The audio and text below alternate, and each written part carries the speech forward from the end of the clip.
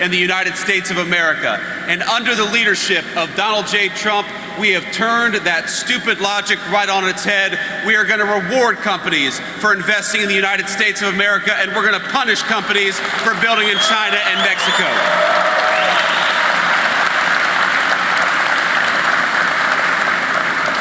And you hear a lot of talk about the one big beautiful bill. I want to talk about the one big beautiful bill, but I want to talk first about the one big beautiful agenda, because it didn't start with the piece of legislation that was passed by Congress a couple of weeks ago. It started when Donald J. Trump took office and said, you know, if you want to build something in Mexico or China or some other foreign country and dump it into the United States of America, you are going to pay a big fat penalty. You're going to pay a tariff before you dump these products into our country.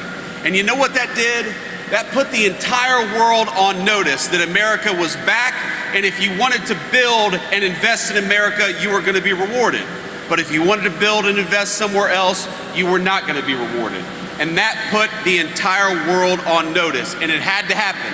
Because for 40 years, while those great American factories closed their doors, we know what went right along with them. It was great American jobs, it was great American dignity, and it was great American wages.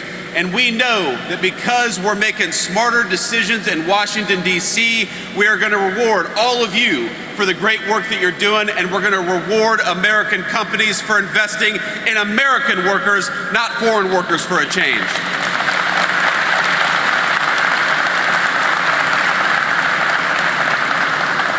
And I want to talk about the one big beautiful bill because of the penalties, if the tariffs that we're charging foreign companies to access American markets, that was step one. Step one was to tell every foreign company that if you want to access to American markets, you ought to build in America, otherwise you're going to pay a big fat tariff. That was step number one. And step number two was just a couple of weeks ago, where you saw the President of the United States sign the one big beautiful bill. And here's what the one big beautiful bill means for you in very concrete terms. Number one, we're going to see take-home pay go up in the United States of America in this district, probably $7,000, $8,000 per family over the next 3 to 4 years. We're going to see your taxes cut. If that big beautiful bill hadn't passed, you all would have gotten a tax increase to the tune of thousands of dollars to each and every single one of you. And we happen to believe that you all work very hard for your money. You ought to keep it, not the federal government. Ain't that right?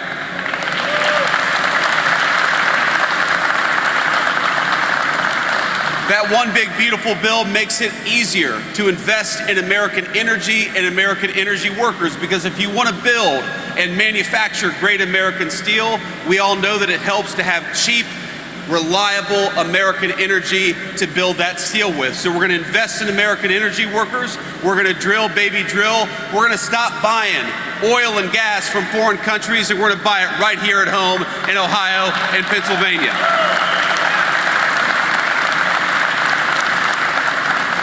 And for all the workers, it means a few very distinct things. We're going to cut taxes on overtime.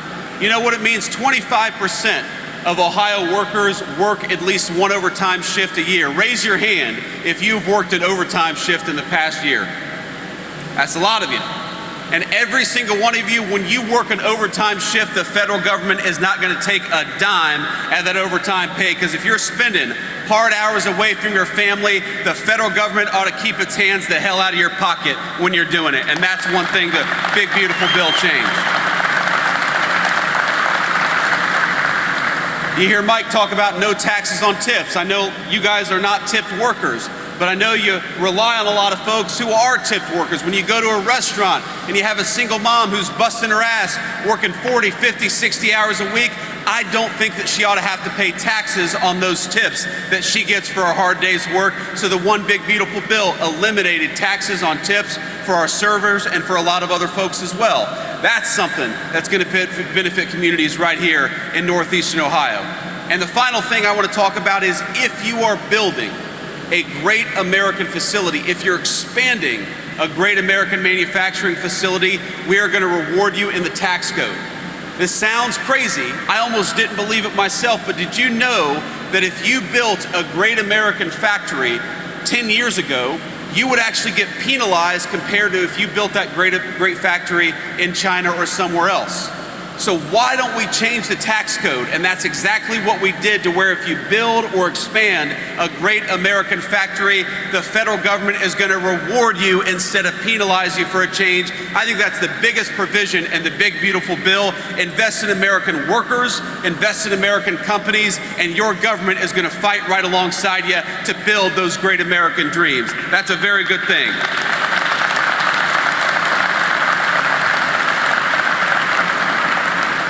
And you know, in some ways, my friends, it's so simple. It is so simple. You need a government that works for you for a change. You need a government that makes it easier for your employers and for yourselves to invest and build wealth right here in the United States of America. You need a government that makes your life easier and not harder, and that's what the Trump administration is committed to doing every single day. So I'm going to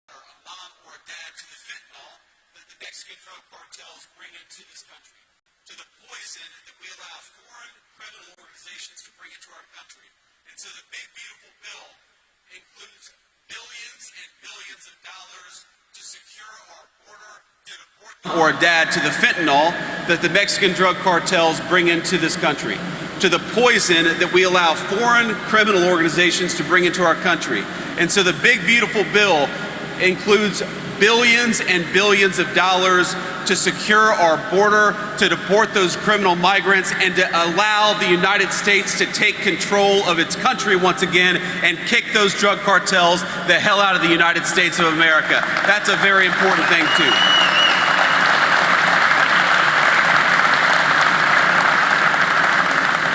So all this is in the one big, beautiful bill, and I want to thank a few elected officials for helping make that big, beautiful bill possible. I believe that we have Congressman Max Miller in the House. Max, where are you? There's Max, thank you. I didn't notice you with the hat. Max was a critical part of getting that legislation across the finish line. I believe we also have Congressman Michael Rulli. Mike, good to see you, man. We appreciate you. And though she's working in the State House and not in Washington, D.C., I believe we have State Senator Jane Timken. Jane, thank you for everything. It's good to see you, my friend. But I got one thing I got to say, which is, you know who we don't have in the House right now? We do not have Congresswoman Amelia Sykes. Even though we're right on the border, I believe, of Amelia's and Michael's district, Amelia Sykes is not here today. And you know why she's not here today? Because she's not celebrating no taxes on tips. She's not celebrating no taxes on overtime. She's not celebrating the highest rising take-home pay in 60 years, because she fought us every step of the way on the big, beautiful bill. She fought to raise your taxes. She fought to prevent that overtime tax drop. She fought to continue taxes on tips. And look, I understand Democrats and Republicans, we disagree on issues, we don't always agree on everything. I'm not going to criticize Amelia for not agreeing with us on every issue, but Amelia, why not work hard with us to make the legislation better? If you disagreed with it, the Oval Office is always open to anybody, Democrat or Republican, who wants to cut a deal on behalf of the American people. So I say this to Amelia Sykes, the next piece of legislation that comes along, why don't you work hard for the people in this room, and we'll work right alongside with you. Why don't we have a Democratic Party, my friends, that instead of trying to tear down Donald J. Trump, works with Donald J. Trump to build up this great American company and great American community. Let's have Democrats and Republicans doing their job for a change, and not just a Democratic Congresswoman who would rather attack the President of the United States instead of build something great for this community in Northeastern Ohio. So Amelia, the door is always open, and next time we would love to have you celebrating the next great legislative accomplishment for Northeastern Ohio, but you've got to vote for it next time, and we'll work with you every step of the way if you're willing to make that happen. So, let me say one final thing, and then I'll take some questions from reporters. My grandfather, the man who raised me, was a steel mill worker. And when I talk about factories closing down, that is very much the story of the town that I grew up in southwestern Ohio. The steel mill that employed my grandfather at one time employed 10,000 great American steel workers, and it's one of the lucky ones, just like great Metallus here, and it's still in operation but doesn't employ nearly as many people. I want the story of this country to be building great things. I want the story of this country, whether you're a college-educated worker or a non-college educated worker, I want you to be able to have a dignified job in your community. If you've got a grandchild or a child who's graduating from college or graduating from trade school, I want them to be able to build a great life right here in Northeastern Ohio. How many of us know relatives who've moved away from these great communities because they felt like there wasn't a good life to be built here? Under Donald J. Trump's leadership, here's what I commit to you. We're going to fight every single day to help you build the kind of life that you're proud of, to make sure you've got a dignified job and make sure that you're paid an honest day's wage for an honest day's work. It is time for you to have a government that works for you instead of against you for the next 3.5 years the Trump administration promises. That is exactly what we're going to do. Thank you. God bless you. Thank you for the work that you do, and thank you for having me here in Northeastern Ohio. God bless you all.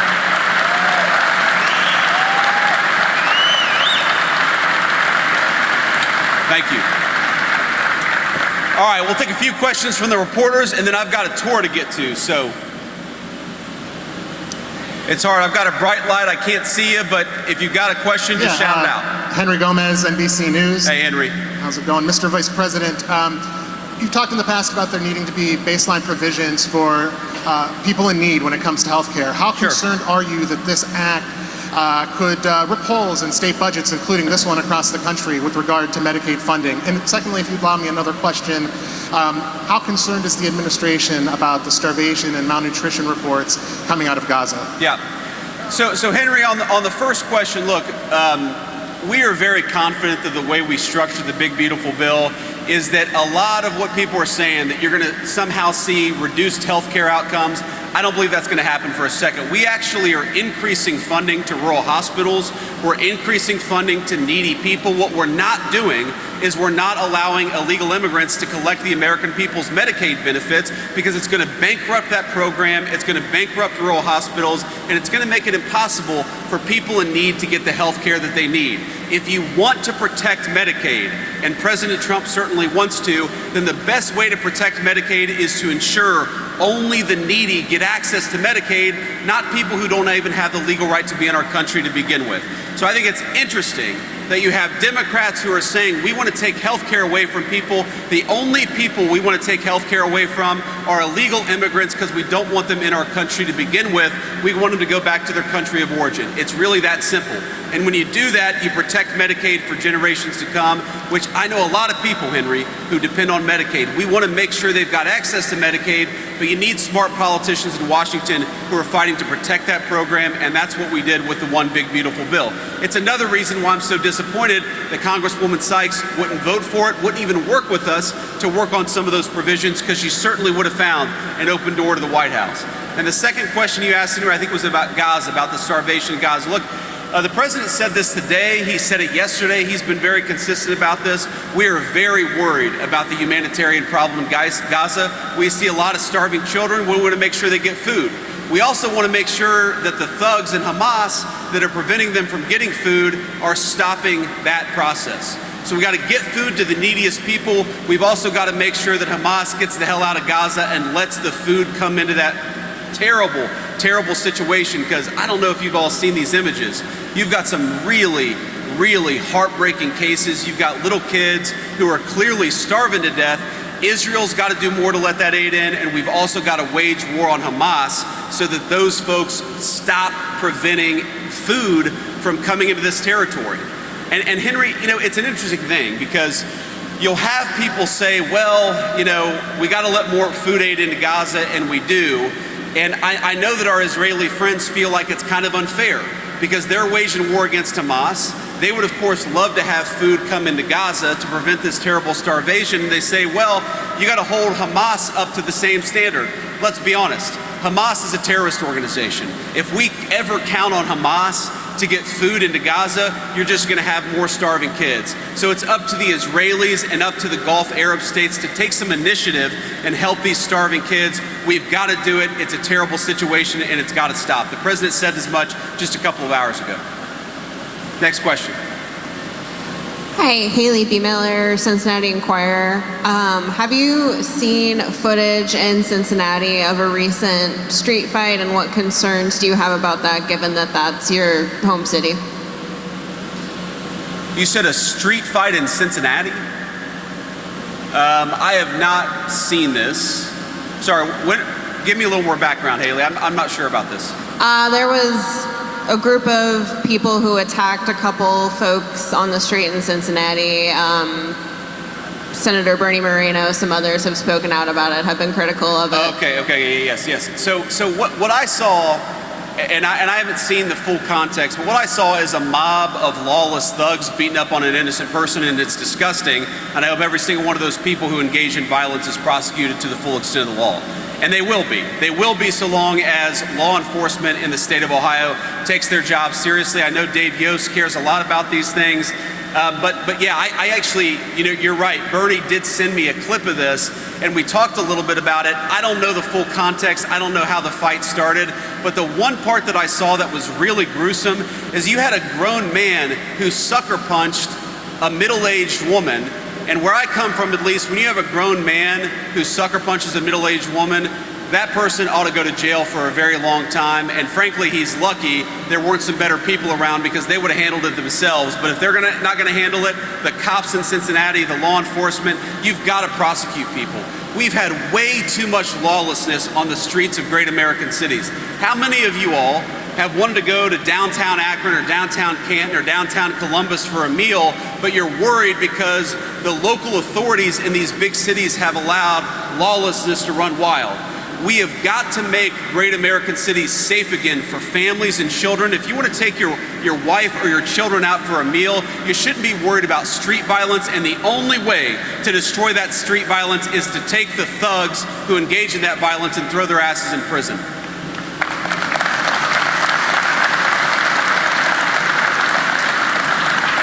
Thank you, Mr. Vice President, for being here. This is Rebecca Downs with the Daily Signal. I'm the Ohio correspondent. And I noticed you had a message for Amelia Sykes. Representative Marcy Kaptur is another congresswoman in Ohio who is very vulnerable for re-election. I'm wondering if you think their vote against this bill will come back to hurt them in the midterms, and also if you could speak to how the Republican Party is using the bill to help them in the midterms for 2026.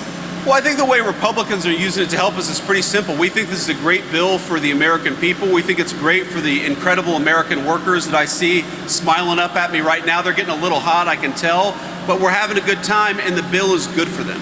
And so it's going to help us, because when you help people, when you give people a tax cut, when you lower taxes on overtime, I believe the people reward you with their votes. That's what it's all about. If you go to Washington, you make some promises and you keep those promises, that's how you earn people's trust, that's how you earn people's vote, and that's what I think is going to benefit the Republican Party, because we made those promises. We said we're going to cut taxes on tips. We said we're going to cut taxes on overtime. We said we were going to penalize foreign nations and foreign corporations for taking advantage of American workers, and that's exactly what President Trump has done, and I hope that people will reward us for it. But yeah, anybody who voted against it, I think they ought to pay a penalty, because they voted against all those great things for the people of Akron and the people of northeastern Ohio.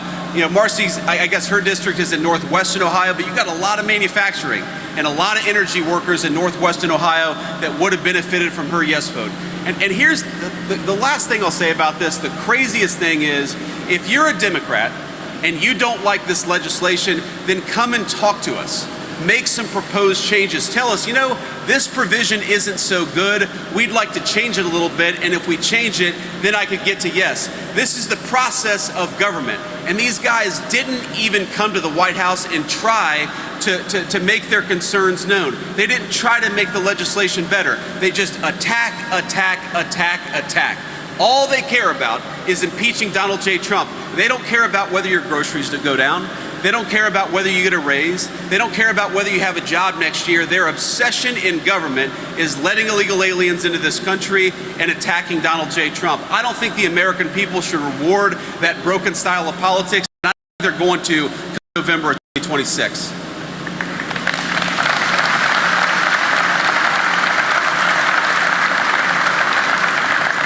Hi, Mr. Vice President. Julie Carr-Smythe from the Associated Press. I guess I'm going to be that person.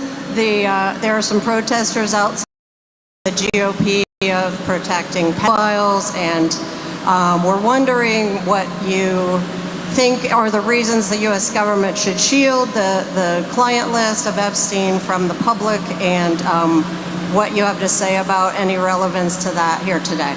Well, let me say just a couple of things. First of all, the president has been very clear. We're not shielding anything. The president has directed the Attorney General to release all credible information, and frankly, to go and find additional credible information related to the Jeffrey Epstein case. He's been incredibly transparent about that stuff, but some of that stuff takes time. You've got to assemble that stuff. You've got to compile that stuff. You've got to redact some victims' names so that you protect the victims. But the president has been very clear. He wants full transparency. He's asked that from the Attorney General, and I know, because I talk to her all the time, the Attorney General is hard at work on that issue right now. But I think I got to make an observation that there's an interesting thing about this case that the American media seems to totally ignore. For 4 years, under Joe Biden's Department of Justice, the media didn't give a damn about the Epstein files or about the Epstein case. For literally 20 years, the story about this scumbag, and he is a scumbag pedophile, Jeffrey Epstein, he's dead now, but for 20 years, you had Obama and George W. Bush's Department of Justice go easy on this guy. They didn't fully investigate the case. They didn't show any curiosity about the case. And now Donald J. Trump is asking his Department of Justice to show full transparency. And somehow that's a criticism of Donald J. Trump and not Barack Obama and George W. Bush. If you want to criticize the people who aren't showing full transparency, you ought to go after the administrations that went easy on Jeffrey Epstein, the administrations that concealed this case for 20 years, and the administrations that failed to show full transparency.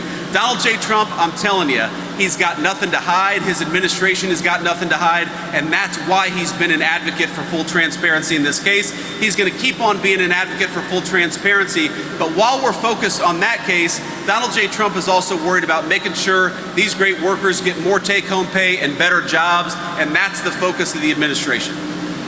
Thank you.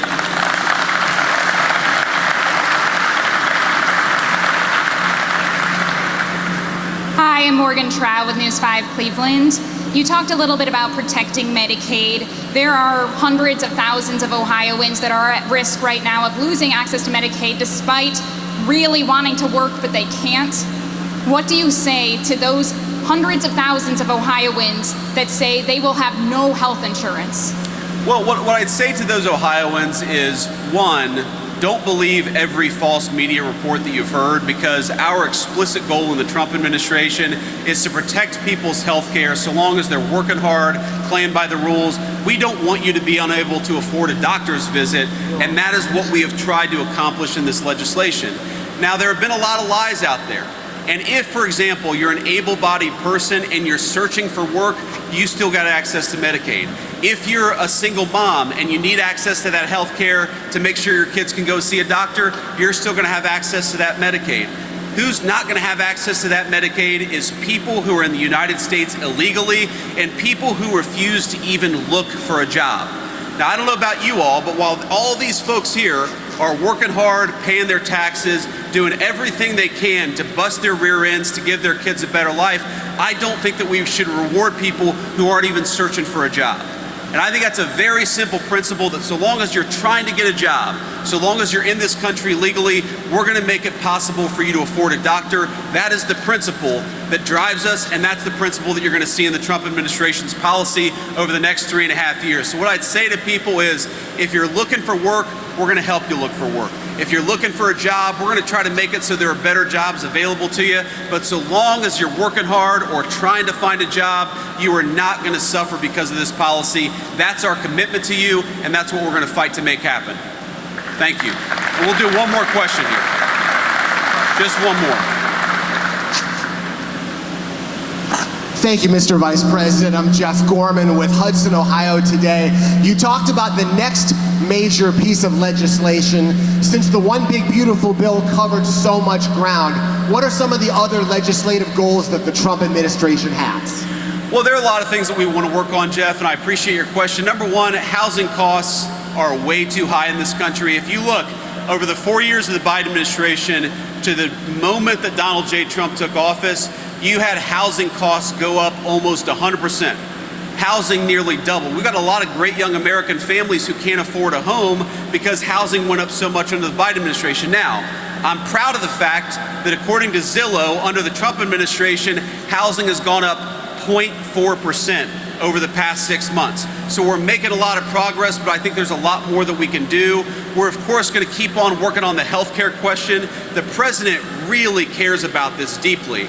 Why is it that European nations pay way less for prescription drugs than we do in the United States of America? They're basically free riders off the generosity of the Americans in this room. I think it's crazy that Americans pay so much for prescription drugs while a lot of our allies pay a huge discount. We're going to work on that issue too over the next year and a half. So there's a lot to do. There's a good news, bad news. The bad news is Joe Biden left us with a ton of a mess to clean up. The good news is there's a lot of opportunity to solve the American people's problems. The president is committed to doing that over the next year and a half and then the years beyond that as well. Thank you, Jeff. And let me just say before we get to our tour, let me offer one thought here, and it's that you guys, you hear the president say, "Make America great again." You are the people who make America great again. You bust your ass every single day. You build a great American product.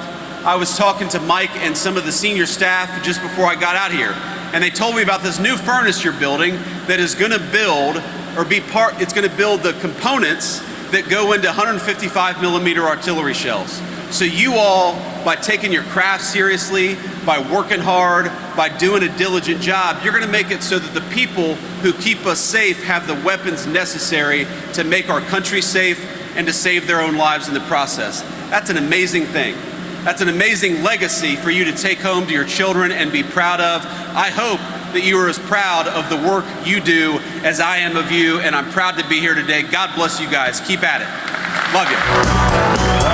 Brought to you courtesy of the red, white, and blue.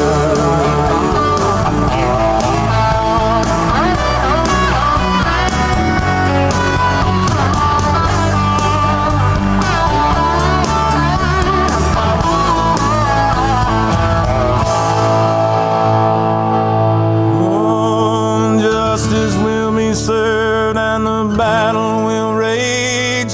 This big dog will fight when you rattle his cage.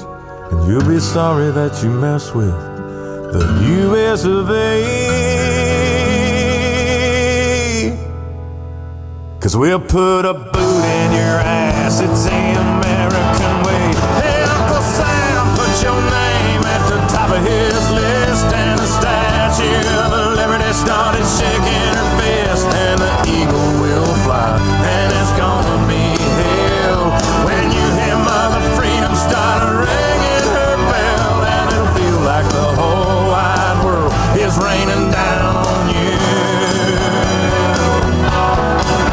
I'm brought to you courtesy of the red, white, and blue.